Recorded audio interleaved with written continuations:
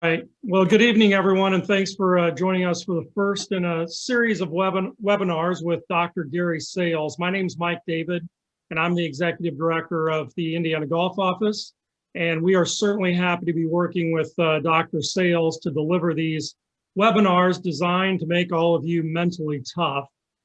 We have a lot of people on the call, so please make sure you mute your computers if at all possible. If you have a question for Doc during the presentation, please use the chat feature, and myself and Julia Potterbob from our office will monitor the chat area, and we can relay those questions to Doc. And just so all of you know, we're going to have two people selected from the chat room at the end of the evening to receive one of Doc's CDs that he's holding up there for you. At this time, it's my pleasure to introduce Dr. Gary Sales, who would prefer to simply be called Doc, so that's how we're going to refer to him from now on. Doc is a PhD and a professor at Indiana University. He is also a sports performance consultant. He has clients from a number of professional sports leagues, but as you will soon find out, because he doesn't hide it very well, he has an intense passion for the game of golf. Our first webinar tonight will focus on the mindset of a champion. Keep in mind we have the next two coming up will be how to play in the zone and the confidence factor. So without further ado, I'm pleased to introduce Doc Sales. Doc, it's all yours, and we can't wait to hear what you have to say. Well, thanks, Mike, and thank you everyone for coming to the webinar. I'm stoked. I really am. Let me tell you my story real quick.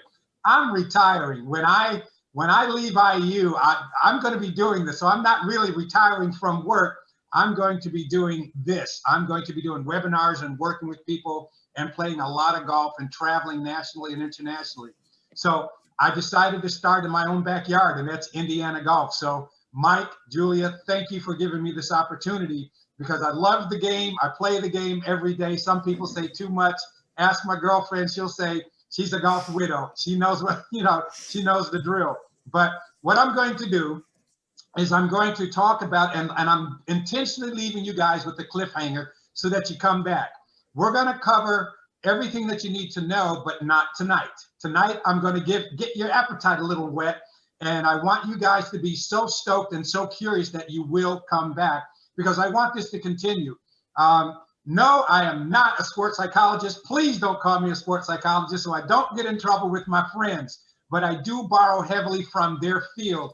I am a kinesiologist, a sports scientist, and I use a lot of sports psych in what I do, and I integrate that with the analytics of course management. It's kind of a unique design, but I've had phenomenal success with it. So I'm going to run with it, and I want to share my findings with you all as a researcher, and I've turned those research skills into golf, all right? So class is in session. Let me get these PowerPoints up, and I am going to be picking on you guys the entire time. So let me share my screen, get my PowerPoint slides up, and we will get going, okay? Tell me what you guys see. You are sharing a screen. Oh, I got to get this thing, slideshow. There you go, Doc. Yeah, I got to get the slideshow going from the beginning. Let's see what okay. And display settings, swap presenter slide view. Are we good? Do you see Tiger and just Tiger? We're good, Doc. You're all set. Good. All right. So tonight's the first presentation. What is mental toughness? And I want to share with you what that is, because this has been an absolute wonderful journey for me. I don't mind telling you that I played tennis before golf, and I played basketball all my life, and all of a sudden I'm playing tennis and I'm out there by myself. The words choke, the words, tank were in my vocabulary. It was the first time, other than shooting free throws, that I ever was in a standalone sport. So I went back, got my doctorate, and I learned sports science, sports psychology, nutrition, a lot of things, and applied it to my own game. And then I became a coach and applied it to my athletes as well, and had a lot of success. So in my journey, I started working with professional athletes, collegiate athletes in tennis, and that led to the NBA and the NFL. And Major League Baseball. I was with the Brewers for about 3 or 4 seasons, the NBA about 4 seasons. And I learned so much from my clients. Oh my goodness. I learned a lot from my clients that were not in textbooks, and that's what you guys are going to get. We're going to talk about what works. I'm going to take the science and hopefully make it fun for you guys. So what is mental toughness? We are going to answer that question tonight, but what is the mind of a champion like? What are these guys thinking? I thought you guys would be interested in knowing that. So I decided to bring that here and let it serve as a model. All right. I'm assuming everybody plays this game. I know, this picture, this is how we feel sometimes, we miss that little 2-foot putt like this guy did, all right? And we want to lay down and just shake our heads and say, oh my God, how did I miss that putt, It's a crazy, difficult game to play, and it is impossible to master because every course is different. It's not like playing basketball where the dimensions of the rim from the free throw line, the dimensions of the court are all static. They're all the same, and it's a finite situation. But you can play the same course 3 days and have 3 different golf courses that you're playing if you choose to play from the different tees, if the weather's different. So you've got to literally be an artist when you play this game. It's frustrating and fun at the same time. We come back, and here's the thing. Let's everybody celebrate this. All you need is one good shot, and it'll bring you back. Just that one shot, because it felt so good. But the nature of golf does present problems for the average player. All right, because it's so complex in its design. If you are not mentally prepared to deal with that, you're going to struggle for a long time until you do, and that's why I put this webinar together. Yogi Berra, baseball fans, yogiisms, there's tons of them, okay? But this one applies to what we're doing. Baseball is 90% mental. The other half is physical. Obviously, if you do the math, we know that that's definitely a yogiism. But the mental side of sport, and most people will agree, is 90% mental. I mean, the success in sport is 90% mental and only 10% physical. Coaches agree. Athletes agree. The experts agree. Psychologists, they agree. And if you ask a sports psychologist, they'll up that number to 99% mental and only 1% physical. But what's really interesting?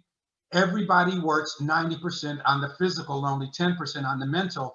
And as a result, it's just not going to work. So Yogi, thank you for putting that out there. He popularized it, but we've fine-tuned it so that we are going to focus on that 90%, the mental side. So if this is you, raise your hand, okay? I know, okay, Steve, Norris, I see you.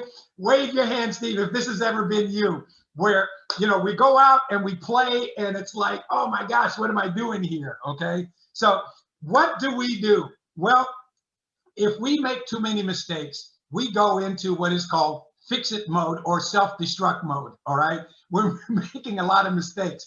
But, like this guy portrayed, that's just the nature of the game. You got to learn to deal with those mistakes, which are a part of the game. And you got to manage your mistakes. And if you can, eliminate the errors. And that comes later, okay? Now, don't forget, you guys, ask questions and send them to the chat, all right? So the common things that I find in all of the athletes that I work with, but let's be specific, is negative self-talk, because they're not managing the mistakes and the errors very well. And that self-talk starts with thoughts. The 2 words that I always hear from my kids, the juniors that I coach, is I suck. You got to remember, your subconscious is listening. When you say I suck, you know what your subconscious says? Okay, I believe it. I'm not going to make this putt just for that. Man, it's so crazy. But when we start making mistakes and we start making those mistakes the priority thoughts, and those things dominate our feelings, this is what starts to happen. We start becoming fearful. We can get angry, frustrated. We all been there. We've all done it, okay? But other things that people bring in is this compulsion to win. And that's fine, but it has its place, not on the course when you're playing. That's off the course. There's something different that you need to be thinking and feeling when you're on the course, and that's to come later. Yes, that was an intentional cliffhanger to bring you back, okay? Playing not to lose is the opposite of playing with confidence. An overactive mind where you have too many swing thoughts, or you're just not focused on what you're doing, because if you're a student, you're thinking about homework or an assignment that's due. If you are a spouse or a parent, you might be thinking about the things that you have to do when you're, when you're done playing. I don't know about you all, but, after I'm halfway through hole number 8, I'm thinking about, I used to go to the clubhouse and grab, and we're going to talk about this with golf nutrition, okay? A brat, okay? A Coke and chips, and that's the worst thing for you, okay? But you're thinking about that instead of thinking about the shot and what you should be doing. But for the most part, the biggest thing that I find with elite golfers is too many swing thoughts. They go into fix-it mode when they start making too many errors, and that is a huge mistake, all right? So we can remedy that as well, and we will remedy that over time, all right? So we're going to be addressing all of these issues. All you've got to do is tune in. Okay, so I want you to turn on your mics for a minute, because I want to engage you. What is your interpretation of what mental toughness is? Brendan, I'm going to call on you first. Brendan, what's mental toughness? I would say, even in those challenging times, mental toughness is, fighting through it. And, and I guess in the manner of golf, when you're faced with that tough shot, focusing in and trying to hit your target or make that putt. So I think it's really pushing through and kind of focusing on what needs to happen. I see. Steve Norris, I see you on my screen also. Steve, I'm going to pick on you. And when you show up to my seminars, you get called on. So, Steve, define mental toughness. Your words, sir. Can you hear me okay? Yeah, we can hear you just fine. I would say that a continuous level of focus throughout the round. I like that. I like that a lot. That's good. All right. Mary Stevenson, mental toughness. You knew I was going to call on you, right, Mary? Right. I being a rookie 1 year in, what I try to do is have short-term memory, that the last hole was the last hole and only look forward. So yep. If I continue to look back, then it gets worse pretty fast. Okay, and I got to call on a pro. So Mike, I'm calling on you. Mike, what's mental toughness to you? Doc, I think being able to perform at the same level regardless of what kind of situation you're in. Okay, and I like all of those answers, but every single one of them was wrong. Those are the benefits of mental toughness. That's what you get when you're mentally tough, okay? You get to hit the ball to your targets, Brendan, with less anxiety. You play at a higher level. You're more consistent. Mary, it's like, staying focused on the shot. Steve, what you said is true, but those are the gifts of mental toughness. All right. So next slide. So what is mental toughness? Programmed, disciplined thinking, period. That's it. Now, it's a program though. It is a program, multiple thoughts, those things that you're talking about, and they are specific. They are very specific. And you cannot deviate away from them, or it's a distraction. All right, everybody, let me show you what I'm talking about, okay? If you have pencil and paper or shoes with laces, this is what I want you to do, all right? I'm going to show you how easy it is to be distracted. If you have pencil and paper, I just want you to write your name. If you have shoes on with laces, I want you to just simply tie and untie your shoe. All right, when I say go, and I want you to do it slowly and deliberately, 1, 2, 3, go. Just write your first, middle, and last name, or untie and retie your shoe. I just need you to do any really simple activity. Okay, second attempt now. I going to show you the power of your mind. And this is visualization. I want you to write your name, first, middle, and last name, or untie and retie your shoe, but this time with your eyes closed. Go.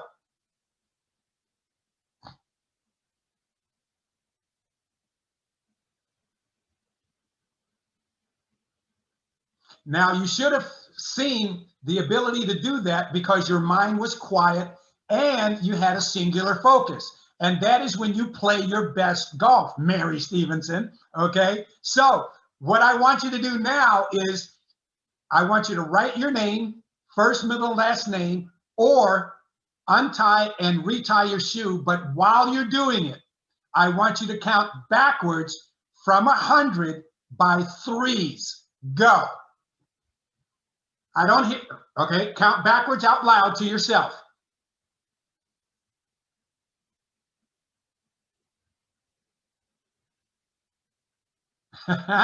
Brandon, I saw that smile. Steve, I saw that smile. Yeah, different, isn't it? So what am I saying here? Programmed, disciplined thinking. You block out external thoughts and feelings by engaging in the proper ones. If your glass is full, the other stuff can't get in. And I'm going to show you what should not get in. As a matter of fact, that's the second one, which is how to play in the zone. Okay. So it's programmed, disciplined thinking. And when you have too many swing thoughts or all those things that we talked about earlier, those are problematic. All right. Now, with a wave of a hand, how many of you saw, wow, when I'm thinking and trying to perform at the same time, it's completely different and it causes me to struggle even a little bit. If that's you, just give me a wave, okay? Because I know that's what happened with you, because that's what it is. The ability to think positively and proactively during the stress of competition. That stress doesn't go away. You just learn how to manage it. I believe it was you, Brendan, that said, it's being able to play, bringing your A game and being able to perform even in the most stressful parts of competition. In the NBA, and these are the best players on the planet, I would do my own little surveys when we had breaks in my sessions. And I would say, at the end of the game, who gets the ball to take the last shot? And everybody pointed to Kyrie Irving because I had, Kyrie in there, or they point to Dion Waiters, okay? Those guys. It's interesting because there are some guys at that level that don't want to take that last shot. And your Kobe Bryants and your Michael Jordans and those guys will tell you, I missed more than I made, but I'm still willing to take the shot. That's courage. That is courage, which is one of the things. In other words, when you're scared, okay, you got a eagle putt, which is fleeting. I get one every 3 rounds, okay? And when you've got that eagle putt, man, you're scared. Own it. Own the fear. Don't be scared of it. Own it and hit the putt anyway. That's what you do. But you don't walk away from it and then you get the yips and, you own it. And I'll teach you how to do that. Bottom line, you are what you think. You become what you believe. The objective is to change the way you think, which will change the way you feel, and you will perform at your best. And there is a system to that. Every sports psychologist has a different system. Mine is very simple. I believe less is more. I believe in keeping it simple, all right? And bottom line, the results speak for themselves. It works. So what are the skill components that I teach that, and this is based on the research, looking at all the experts out there, and I'll talk just briefly about each to whet your appetite to bring you guys back. Brendan, you're on my screen, so I'm going to pick on you. You too, Steve. Mary, you get Mike, you are on my screen. You're all people I see, so I'm going to be picking on you guys. Brendan, strongest part of your game, son? Probably my putting, I would have to say. Okay, but let me ask you this. Is there ever a day where you're just not feeling confident about your putting and you just underperform? Oh, of course. Probably not as much. So you can have a great weapon, a great skill, but if you don't believe in it, It's not going to work. Would you agree with that? Certainly. You have your good days and your bad. And Yes. you know, if things go awry early in the round, you know, it's like you fall off the rails for the rest of the round as well. So Thank you for saying that, because that's what we want to talk about. And that confidence for me, Brendan, and everyone else is this: the ability to move the ball from point A to point B, and that's it. Purity of thought. I don't want you thinking about winning the tournament. I don't want you thinking about beating your playing partner. I want your confidence to be attached to the opportunity to move the ball from point A to point B with a plan, obviously, we call course management. And when your confidence is attached to things that you have total control over, I call that real confidence. But you don't have any control over your competitors, none. You can influence them with your good play, or you can encourage them with your bad play. It's up to you, all right? But that's where your confidence begins and ends in this game when you are on the course. Your ability to move the ball from point A to point B, and if you can do it, then do it. Focus, concentration. I'll just say this, all right? Steve, go back to the day that you shot, Steve Norris, go back to the day that you played your best golf, shot your lowest round, Steve. Would you say that your concentration and focus were just so narrow and so specific that you almost had an absence of thought? Your mic's off, Steve. Turn your mic on. There you go. Yeah, when I get done playing, I hardly even remember playing. What did I shoot? It's right. A mindless experience. Yes. And when we come back in 2 weeks, I will show you what the zone feels like and how to get there, and we'll apply it to your golf game. Okay, motivation. I got to tell you guys an NBA story. So I'm at the NBA rookie camp, right? No. It's the top 100 camp. These are the top 100 high school basketball players who are all going to go D1. And maybe in that class of 60 kids that we brought in, maybe 3 or 4 will make it to the NBA. Okay. So I had this one high school coach who was there. He was my co-teacher in my session, and we were having a conversation about goal setting. And one of his goals is to win. Now, the sports psychology literature says, no, don't try to win. Just focus on performance. Just focus on, what you have to do. Because if you focus on winning, it's a distraction, yada, yada. So I'm going back and forth with this guy, sharing with him the research from lots and lots of PhDs. And this guy was unrelenting. He would not budge. Doc, I've got 5 state championships and yada, yada, yada.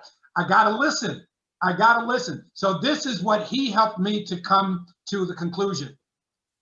There are, in motivation, goals. That is the source of your motivation, goals. But there are 2 types. There's the outcome goals, which you really don't control. I want to make the team. I want to win the tournament. I want to improve my rankings. I want to impress my my competitors, my coaches, and all these kinds of things. I want to go pro. These are outcome goals that are beyond your control. The literature says you should not set these.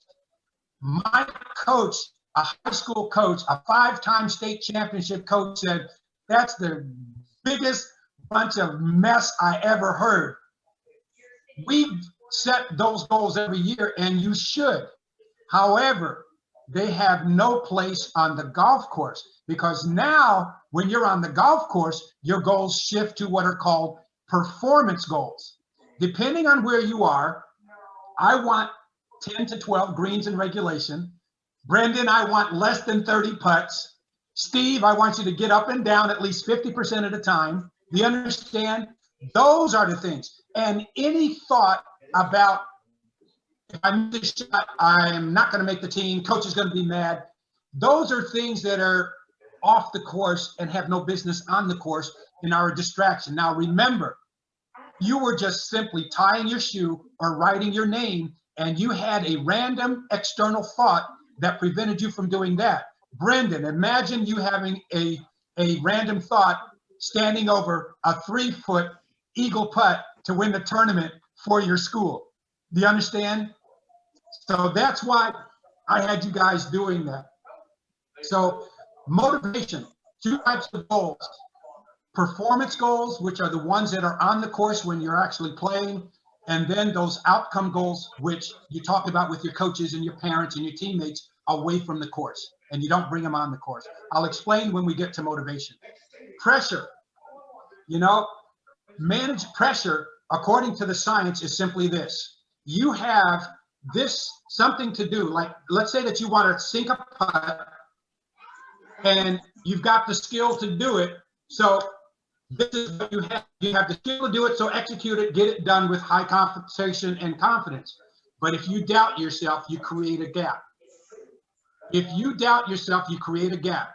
I don't want any gaps. Make the putt. That's all there is to it. And pressure is self-manifested. It is your interpretation of the environment and the situation, and either you own it or you don't.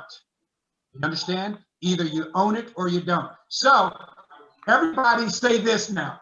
Come on, stay with me now. Say this, and I want you to make a fist, put it on your chest, and say, I got this.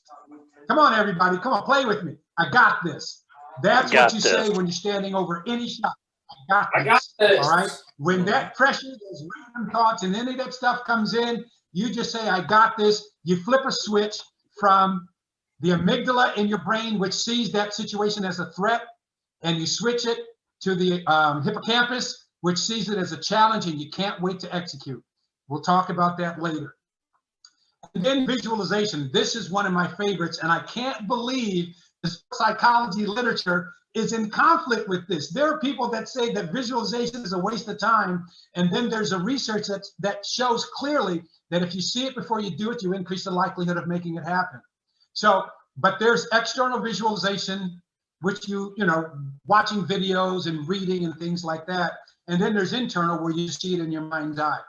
I'll tell you guys a quick story. I was on my way to the Pacific Northwest to do a keynote for the United States Professional Tennis Association. On the way there, my tennis magazine came and I read it. So I landed around noon and I played against one of the top juniors in the area, and everybody was talking about how this junior was so good. All I did was read my tennis magazine. So I got all these images of hitting the ball, playing, and competing in my head. I read it from cover to cover. I went out there and I tore this junior up, y'all, okay? Tore him up. Why? Because, believe it or not, the images in your mind stimulates the motor cortex, which stimulates very gently the muscles, and you're ready to play. So that's why, you know, you visualize before you play. Alan Page, an all-pro lineman for the Minnesota Vikings, he's a Supreme Court judge now. I met him when I was in graduate school, because the Minnesota Vikings were the, they used our facility for their practice, their summer camp. And I was in charge of opening and closing the building, so I got to meet a lot of the players. And I noticed he was in the locker room before practice, sitting on a bench. I thought he was praying. He wasn't. When I talked to him later, he was visualizing even before practice. That's the mindset of a champion. So I'm almost getting to the end. And I'm hoping that you guys had a lot of questions for me. So this is what I've been doing for 30 years. What is it that separates amateurs from tournament players, from collegiate players, from the pros? I even interviewed Jeff Overton. Jeff is a graduate of Indiana, graduated and was a sport management major. And I interviewed Jeff for a presentation I did with the Indiana PGA. I said, Jeff, what's the difference between pros and these other guys? And he said 2 things. Number one, they can get up and down from anywhere, okay? And the other thing Jeff told me was, it's a birdie circus. They go for birdies. We don't go for pars, man. We got to go for birdies, because if you don't make birdies, you're not going to win. And that was really interesting, because, and then there's this one tournament I was playing, changed my mindset completely. He's chipping. When he misses the green, his chips are pretty close. And he was getting angry that his chips didn't go in. Now, my thinking was, just get close and hit one putt, not the guy. He was trying to make his chips as if it was a 2-foot putt. And that changed my mindset. And guess what? So I said, well, maybe that makes sense. So I started doing the same thing, not getting angry, just trying to make my chips. Guess what? A few of those bad boys started dropping. Instead of playing it close, Now I'm trying to get my chips to land in the hole. And when you miss, guess what? You got a little 1-footer to come back. But anyway, that's a great story. Okay, so I have been working with pro athletes for the better part of 30 years. All right. And I've noticed things in my interviews. I've played golf with them. I've worked with them formally as a result of being brought in by the coaches. The NBA brought me in to work with all the rookies every season for like 4 seasons. And, you know, I'd go up and I'd sit with some of the rookies. And, you know, I've met Tiger, believe it or not, on 3 separate occasions and had the opportunity to just sit and chat with him. And and they don't know that I'm collecting notes, and I can't wait to get somewhere and write this stuff down so I don't forget. And these are the things that I noticed were similar with our best athletes, regardless of the sport. And I wanted to share those with you. So what do the pros believe? Well, let's go down here. Love of the game. These guys and ladies absolutely love the game of golf. They loved it from day one, and it was obviously cultivated by some adults in their life, usually a parent. These guys are extremely competitive. The most competitive athlete I ever did not meet, but I met his teammates, was Michael Jordan. Okay, Michael will bet you, I bet you I can drink this glass of milk faster than you. Okay, and be dead serious. Mike will bet you anything. Most competitive athlete I've ever, but these guys are extremely competitive. As a matter of fact, they crave it. They love the challenge. And I can tell you, when it's on, they go to what is called, and I'm sure you can remember this, Brendan, beast mode. Do you know what beast mode means? I'll tell you what Tiger says. Coming down the stretch, 4 holes to go. If Tiger's got a 5-stroke lead, he's going to try to increase that to a 6-stroke lead. He is going to just put the hammer down on you. That's how competitive Tiger is, and some of these guys as well. Tiger also says, and this is what Stuart Sink did this weekend. He had a nice lead, and he played conservative, if you noticed, and his attitude was, I'm not going to make any mistakes. Come get me. That's what he did, and nobody did. And that was Tiger's mantra. Extremely competitive. Now, this is a VJ Singh comment right here. Willing to outwork the competition. Tiger had back surgery one year and he was out, and VJ stepped into the #1 spot. A commentator interviewed VJ and asked VJ what the difference was. And he said he took this opportunity to really put in, listen to this, extra work on his short game. That's what he said was the difference. I put in a lot of extra work on my short game. So be willing to outwork the competition. Hey, even your teammates. If you are on a golf team, a basketball team, a baseball team, set the bar high. Blake Griffin, I'll never forget when he came out of rookie. The guys told him, yo, man, you got to back away, because he came in with this rookie energy. And he says, you're not going to last the season if you don't dial it back. Guess what? He never did. And instead of him dialing it back, the other teams had to meet him. Why? Because he outworked everybody. Unshakable confidence. They expect to win. There was a piece on TV about Tiger Woods, and Tiger was being interviewed by Stuart Sink. Tiger was a rookie. Tiger expects to win every time he steps on the course. And Stuart Sink said, you'll learn. Well, folks, 82 wins later, I got to say, hey, Stuart, did you learn anything? Okay, I gotta ask, did you learn anything? Because Tiger expects to win, and he's tied the lead for the most wins on the PGA Tour. Unshakable confidence, expects to win. Now, here is what separates them from other golfers. They accept the challenges of the game. When it's windy, you go to plan B. You know, if the wind's in your face, there's one thing. If the wind's in your back, there's another. You don't expect a lot of greens and regulations, so you're going to need to scramble a lot. They accept the challenges of the green without frustration. They just go and they execute. They miss a putt, guess what?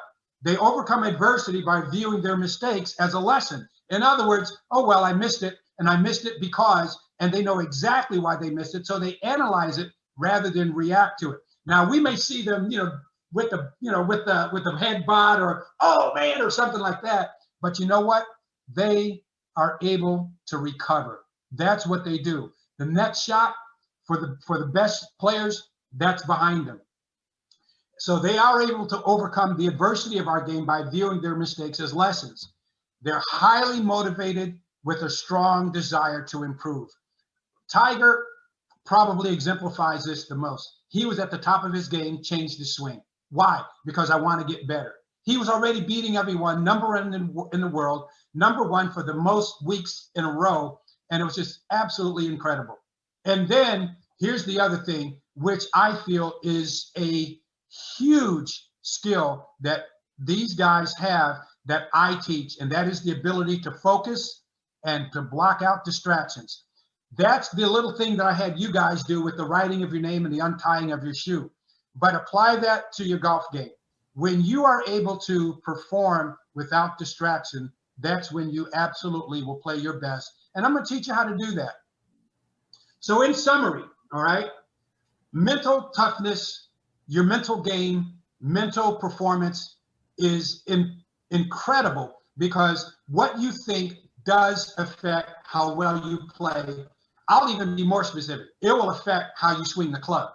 It'll affect the performance of the swing. It will. You guys know what I'm talking about. The sports psychology lab at the University of Toronto did a study, and they put money on putts, a $20 putt, a $10 putt, a $1 putt, and they measured acidity in your saliva to determine, the stress that they were feeling.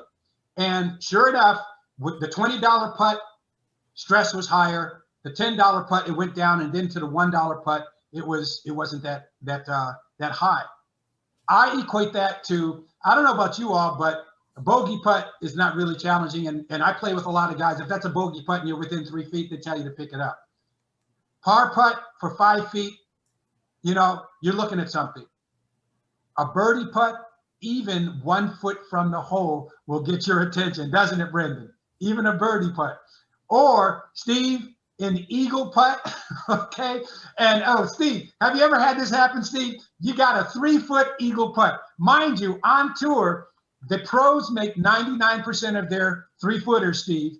And we amateur tournament players, we make about 95 to 96% of our 3-footers. So you're closest to the hole, you're only like maybe 2.5, 3 feet out for eagle. You hit that par 5, that second shot came in, rolled right up to the hole and stopped 3 feet away. And you got to wait for all your playing partners to putt. Steve, tell me what that's like, waiting for them so you can putt your eagle putt. I'm telling them to get with it.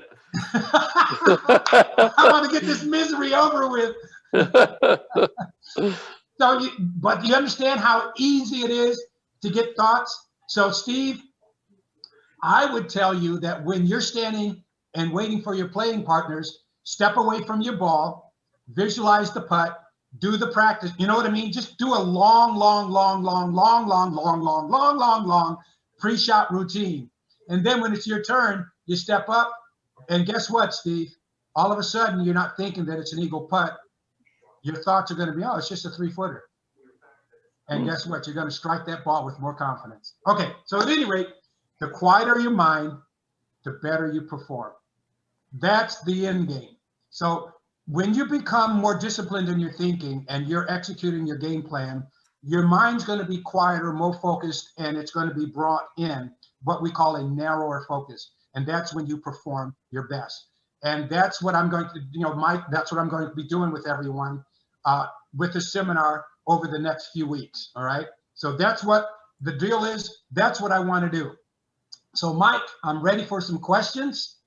All right, Doc, we've got a few questions. First of all, so you discussed, kind of the simple thoughts early on in the presentation. What kind of triggers can be used to bring someone back to those thoughts to prevent the kind of the external negative thoughts from sneaking in during a round? Okay, again, it's called pre-programmed thinking. To be honest with you, it's your pre-shot routine. Now, let's talk. There are two scenarios that occur when you're on the course and you're playing. I call them time zones. There's the time zone in between shots, and that's usually when we self-sabotage, in between shots, when we're walking up to the next shot. And then once we get there, depending on what we were thinking when we walked to that ball, that is going to impact the shot. So I would say be mindful of what you're doing. So this is what I suggest we do. It is absolutely mentally exhausting, and you're not going to be able to do it if you're staying focused, the entire time that you're on the course for 4.5 hours. So in between shots, take a break. Think about something pleasant. Have a conversation with a friend that has nothing to do with golf,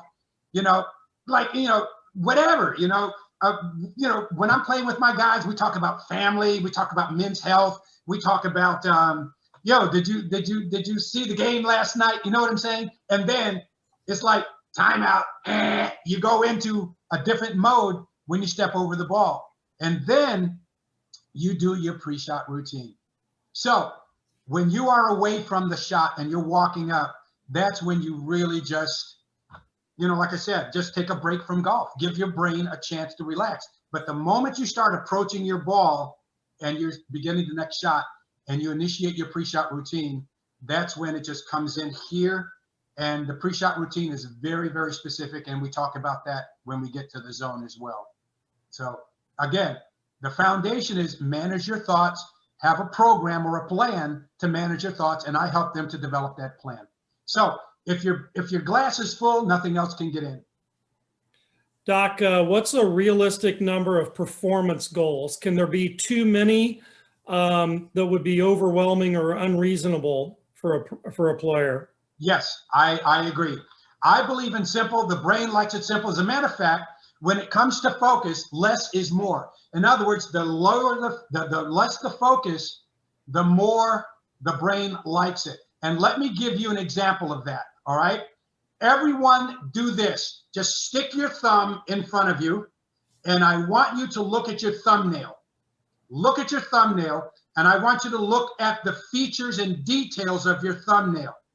Look at the striations, that half moon at the bottom. Look at the color. Just look at your thumbnail at a distance, all right? And while you're looking at it, you'll notice that everything on the outside of that thumbnail kind of loses its focus. That's what we call a narrow focus. And when you get to that point where you are able to recognize a narrow versus a broad focus, and that focus comes in narrower and narrower and narrower, you're going to be able to perform. Goals work the same way. Here's what I do to answer that question even more specifically. I want a long list of outcome goals, okay? I want to win this tournament. I want to go pro. I want to, impress my, my playing partners, my coaches, my teammates. I want to win tournaments. I want to improve, all those kinds of things, all right? But when you're on the course,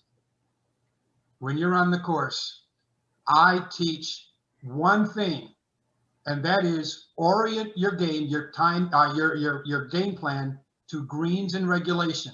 And then we sit like Brendan, we talked, what is the strongest part of your game? Another question I would ask is, what's the weakest part of your game? And then we put together a plan. But there are only 4 things, just 4 things in the performance that I want. I see all of this stuff, going on, and it's just too much. The brain wants it simpler. Less is more. Number 1, and I'm shut up, Gary. I'm giving away the future. But like, for instance, the biggest thing, priority with the drives is an unobstructed shot to the green. The biggest part about the approach shot, get it on the green. And then the next priority, use your putter to put the ball in the hole. And then if you miss the green, get up and down. And I've got the tour averages, the amateur averages, and then I ask that person, these are your performance goals. I only have 3 when I play. I don't even do drives because, I'm a senior golfer. If I hit the ball 245 yards, I'm good. Hey folks, us senior golfers, and I'm 70. And I'm going to tell you, we don't hit the ball far enough to go out of bounds. We don't have to worry about that, okay? So, but, you know, so I don't even count the fairways because I know I'm going to have an approach to the green. It might be out of the tall grass, but I'm going to have an approach to the green, okay? So, but it's pretty easy. So, yes, it is very dangerous to have too many performance goals. Keep it simple, keep it succinct, and you will play your best. And you're going to also extricate any random external thoughts. Doc, we got a couple more questions. So when looking at visualization, yes, is this why when the first guy pulls it off the tee, so do the next three, and vice versa? Is the same true for when the first guy knocks it on the green, everybody else in the group does too? Okay, all right. This is really interesting. Did you ever look at the tee box? It might have a slant on it, and maybe it's got a draw bias to it, or a slice bias. It might be the tee box, but you know, every time I see that, that's what we say. Oh man, I'm following Mike's ball. I can't believe I'm following Mike's ball. Did that image sabotage my shot? You know what? See it, then do it. Okay. So if it's the last thing you saw, if you don't put another image in your head, yes, it could. Yes, it could, because I've seen it happen too many times, okay? So that's why you need to visualize your shot, okay? Visualize your shot, because if the last thing you visualized was the shot before yours, well, I've not seen any research to refute or to confirm that, but it makes perfect sense. But as a tournament golfer, I can say, that's probably more a structure, a function of the design of the tee box. Doc, do you like Tiger's reaction to a made putt, or do you think there should be no change in reaction?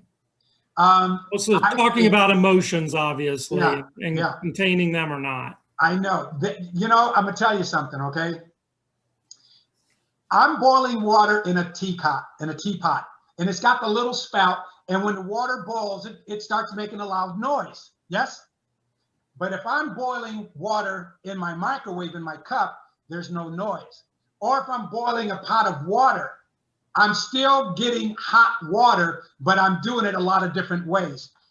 You know, one of the things that I've learned is this: we are emotional creatures, and there are those of us that show it, and there are those of us that don't, but we do share the same feelings, the same disappointment over a missed 2-footer, or the adulation of making an eagle, all right, or striping one down the middle of the fairway, and we all show it differently.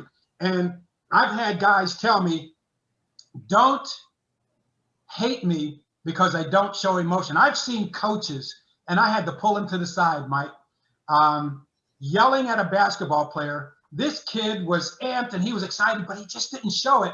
And the coach wanted to see emotion. That wasn't his style. You know how he expressed his emotion? By jamming in your face, or, you know, making that crossover move and going around you, or, you know, doing a crossover move and then a reverse dribble and then laying it in on you. That's how he showed his emotion. And I had to make the coach understand that. Bottom line, how we show emotion is as individual as the person that we are. We are all byproducts of our environment. And as a result, you may have been growing up in a household where that was stifled, or it was allowed to be expressed, but we're human beings and we all experience that same emotion, okay? Joy, pain, you know, and everything in between. Doc, we've had a few more that have come in. Do you recommend training with a focus band? And I hope you know what a focus band is, because I have no clue. Okay, well, there are lots of different types of focus bands on. There are the electronic ones, and then there's the mechanical ones. I'll just tell you this, all right? I am old school and I don't use any technology. The technology that I use is in your brain, the technology of how the brain operates. Now these, I call them, and this is not to be critical, this is just my philosophy, okay? I have asked a lot of guys, and if they're into that science and that technology, go for it, because there's a lot of things out there that will actually help you achieve the things that I think are better when you do it naturally without artificial motivation, okay? Because I don't want my players to become dependent on a machine when they're out there. I want them to have the skill to go inside themselves, flip a switch, and then make the transition themselves, okay? So the focus bands, you can be connected to electrodes. I've seen the ones that are, what are these things called? Where you virtual, I've seen all kinds of devices out there, and they do work. But there again, there's another segment of the population that will say it didn't help me, all right? So I would say it's not for everyone. If it works, go for it, but you'll never find me using them because I had all those gadgets and they're collecting dust in my office, okay? I had them, and I said, this is silly. I do this, you know, I paid $200, $300, $400, $500, and the ones that were $1,500 and $2,000, I said, see you later. Doc, I got two more. Sure. How do you balance pre-shot routine versus swing fixes? Swing fixes. Okay. When you're on the course, I like to do what I call a Ledbetter adjustment. All right. If you're on the course, and this is what David Ledbetter said, because I think the worst thing you can do is to change a swing. There are days where you're just that light grip, your grip is a little lighter, and you're going to start hooking the ball, or that grip's a little tighter, you're going to start pushing it. You know what I'm saying? I don't want you thinking about that. That trend could be from anxiety, it could be from fatigue, it could be from any number of physical factors affecting the game, your swing. So I do what David Ledbetter says. Find out what your ball flight is and make an adjustment with the ball placement. Okay, make an adjustment with the ball placement, just a minor one. Move it back, move it forward. And that works for me because if I'm pushing the ball, I'm probably gripping a little too hard or swinging a little too fast. It's a lot easier for me to just use that swing. And then I go back to the range when I get off the course and I go back to my normal tempo. All right. So it's kind of relative.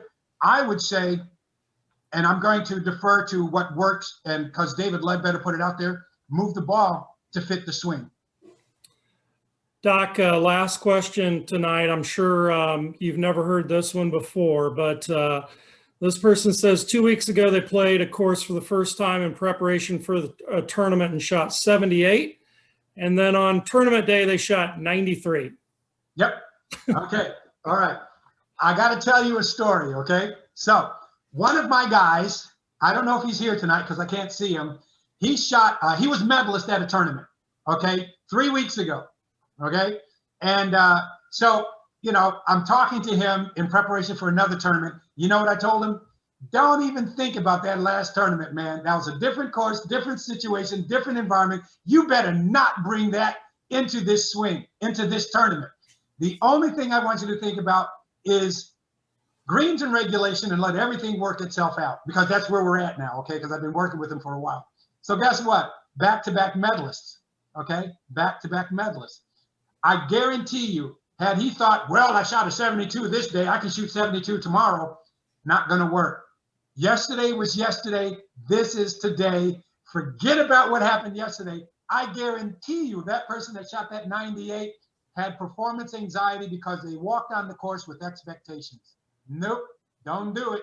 It'll hurt you. It'll kill you. The only thing I teach is, okay, new day, get me some more greens. Get me some more greens, okay? I want greens in regulation. You give me 13 greens in regulation, get up and down 5 times, and, you know, drop a couple birdies, you're going to shoot a 75. It's that simple.